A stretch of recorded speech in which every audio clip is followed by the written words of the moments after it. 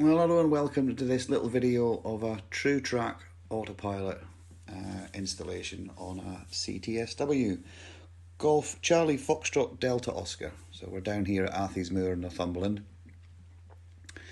Mel, who's the owner, came to us about a few months ago now and said, was it possible to fit a Tru Track to a CTSW? It is a factory option from new, but there's more laminate and things like that in the aircraft to strengthen its fuselage where the servos are mounted. One in the back, and then two servos, one in the back, and then one underneath the pilot's seat. So he approached the BMAA, and they produced a man document. He was given a load of information to go and find out if it was possible. Mel went off and did all that, and presented all the information to them just by emails. Brilliant communication between Mel, myself, and the BMAA, the technical office. No real problems whatsoever. Just easy communication, and then they produced a man document. First thing we had to do was weigh the aircraft. The aircraft weighed, before we decided to do all this, was 291 kilograms empty, and all the autopilot is 2.5 kilograms. By the time we weighed it, it ended up being slightly lighter because Mel took everything out. The thing I'm touching there, that's the servos bracket. Normally what happens is from factory there's laminate underneath my finger, but you can see it's quite soft there. So what they do is they put 2 or 3 layers underneath there. But Mel came up with the idea of having this metal bracket, and we actually think it's probably stronger now than what it was as a factory fit.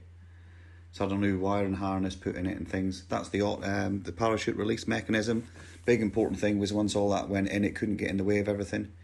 And all its control mechanisms had to be full and free with the autopilot disconnected. So it was all signed off in stages, and it's been test flown.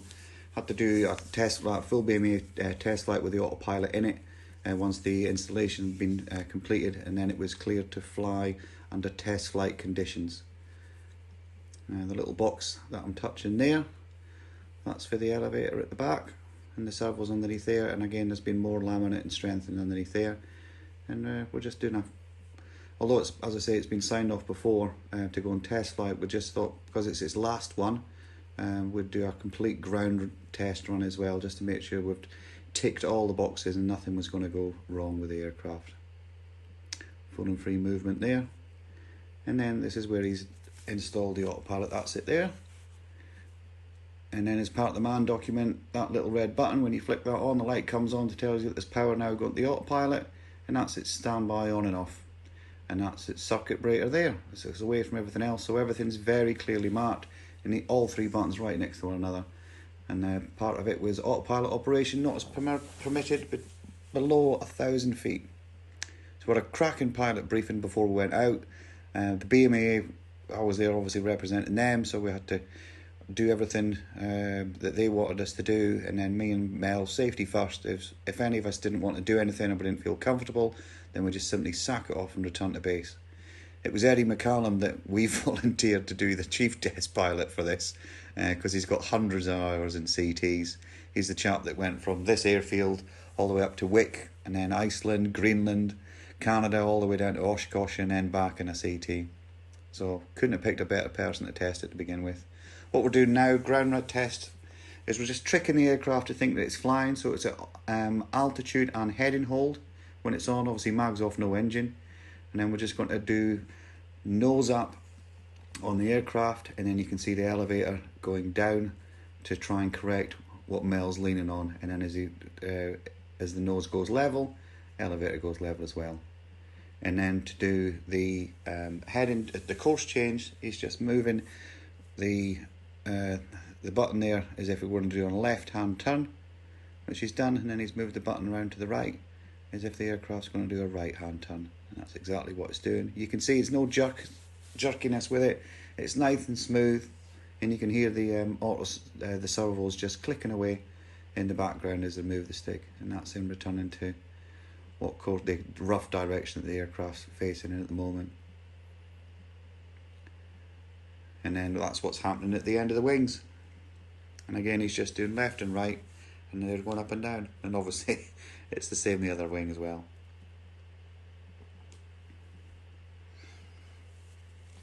So we had a cup of tea, got a biscuit and all that nonsense, and then we were off and ready.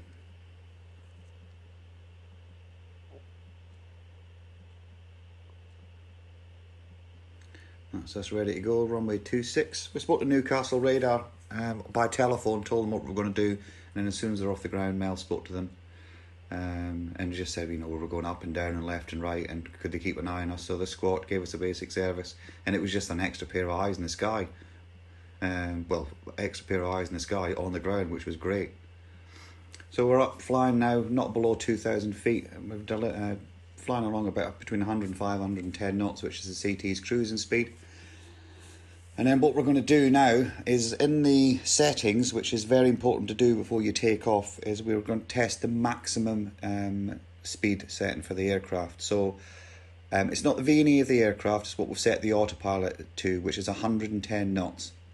So what Mel's doing is he's increasing power here with the engine, and then for the autopilot to hold its altitude and its course, the speed is the most important thing. So because we're forcing the plane to fly more than 110 knots. What the autopilot does is that counteracts that, and it has to give something up. So what it gives up is its height, and it actually noses high, because obviously you can see the power there. We're increasing. Still, the speed is 100, 105 knots. We're putting more and more power onto it. So again, you can see the aircraft, the autopilot can't keep it at 110 knots because of the speed, straight and level. It keeps it straight and level, but what it does is it noses up. And you'll see we'll start to climb between 400 to 600 feet a minute, and that's just over 5,000 RPM, and it's still holding 110 knots. It's not a terrible feeling or anything, just your engine screaming it's in the background. And then once we did that one, the minimum setting for the autopilot was set at 60 knots. Now, after the test flight, we found that to be a little bit low, so we've actually increased that now to 70 knots. So what Mel's doing now is reducing the power on the engine, and again, because it can no longer maintain, because there's no power on the engine, it can't maintain the 60 knots. What it'll do is it will then, safety first, it'll fly the plane for you, and what it'll do is it'll then drop its nose, which is the correct thing to do. It's a bit of a weird feeling, because it tries to go nose first, and you can feel the autopilot talking to you in a way, so you can feel it through the aircraft. And that's the speed dropping away now as he's reducing the power. And that's Mel, happy owner, and he's decided to call the autopilot Jeeves. So this is Jeeves flying the plane. See the power dropping, and there's the speed dropping. And as soon as she got to about 80 knots, she just started to drop her nose just a little bit, and it feels like a mush. That's what she feels like it's doing. You can see the altitude starting to come off her now, and that's the power right back as she's getting towards 60 knots. So it's giving you plenty warning. The aircraft's way above its clean stall speed, so there's no danger in it. It's just a weird feeling. It's just like, as I say, just a mush. Or mush, whichever you prefer. So our hands off trim there. And then we've got to do some gentle turns with it. So Mel's just put about a 40 degree course change, course correction, if that's what you want to call it. And then you can just see her just slowly coming round. The maximum bank angle was set to 30 degrees, but it goes nowhere near that the entire test flight. I think we've got about 20 degrees, 25 degrees out of it. Again, it's very smooth. When you turn the switch to change it 30, 40, 50, however many degrees you want to do it to, it's not, the aircraft doesn't lurch and disappear into the distance, and you're hanging on. It's just really easy. You can see Mel's hand on the stick. He's not actually doing anything, he's just got it covered. Both of us had it covered at various points, just because it's new. But as I say, it's flown for 3 hours, and they were up and down in it and changing settings, and sometimes it was flown in a bit bouncier conditions, other times it was flown in smooth air. Because you can change the settings when you're up in the air, but it's best to land, have a cup of tea, have a think about it. And that's us coming round to the right now. We're heading off towards Berwick.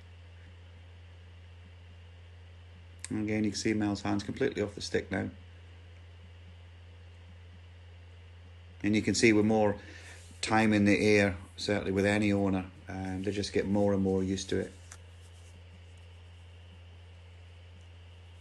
And that's just putting a big course change in, about 140 degrees, directly overhead Berwick Harbour, or just short of Berwick, west of Berwick. And that's as far the bank angle we got out of it. It's really easy.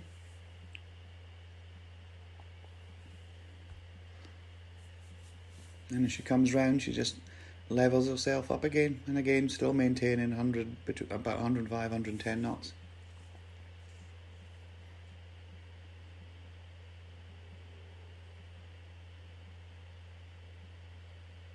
Just a nice flight, really. There's no pressure with it. As I say, if any of us, either myself or Mel, were unhappy or didn't feel anything was right, then we just simply land the plane as normal.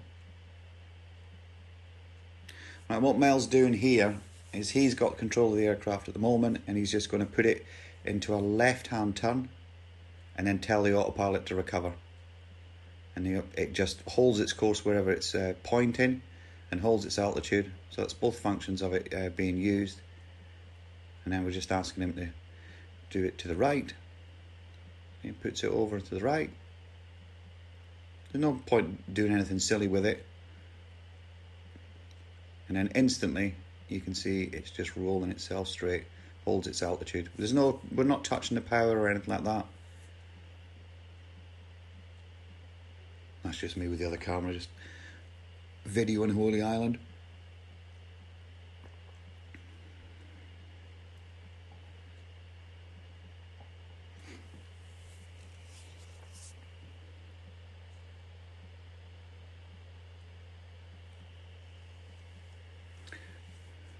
And this is Wakey Wakefield. He's one of the CT flyers on the Facebook page. This is his sunshades. We thought we'd get them in. They're really good Wakey, by the way. And they can move left to right as well. So they're not massive, but you just move them to exactly where the sun is. They work really well.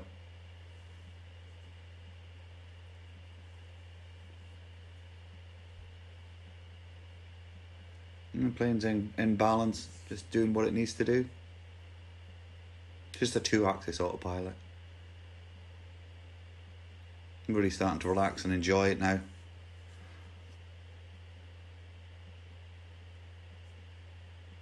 What we're doing there with my hand going up and down is just demonstrating. Mel's got control of the aircraft. He just pitches nose up. The autopilot is not on, it's on standby. Then just lets go of the stick, and then the aircraft must return to its hands-off trim position and sort itself out basically within 3 oscillations. And you can see it's not got anywhere near that. It's pitch up, let go of the stick, and it just settles back down to what it needs to be doing. There's no touch on the power, not adjusting trim or anything like that. And that's what it does.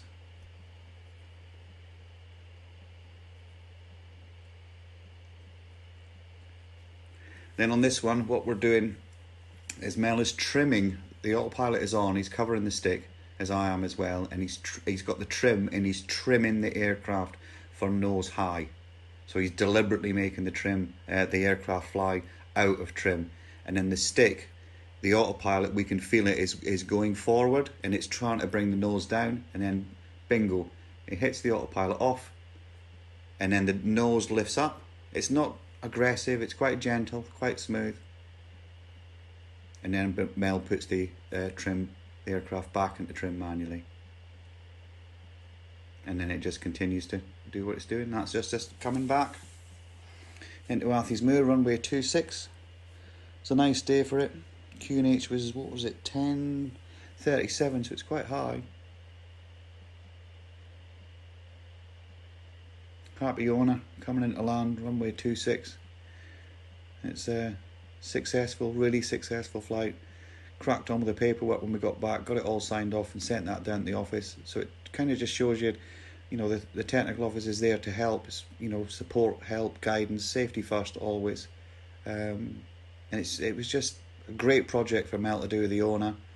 And it's a completely legal autopilot fit to the aircraft.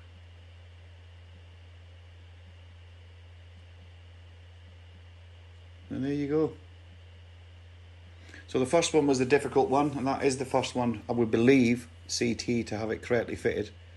aftermarket, the Tru Track system.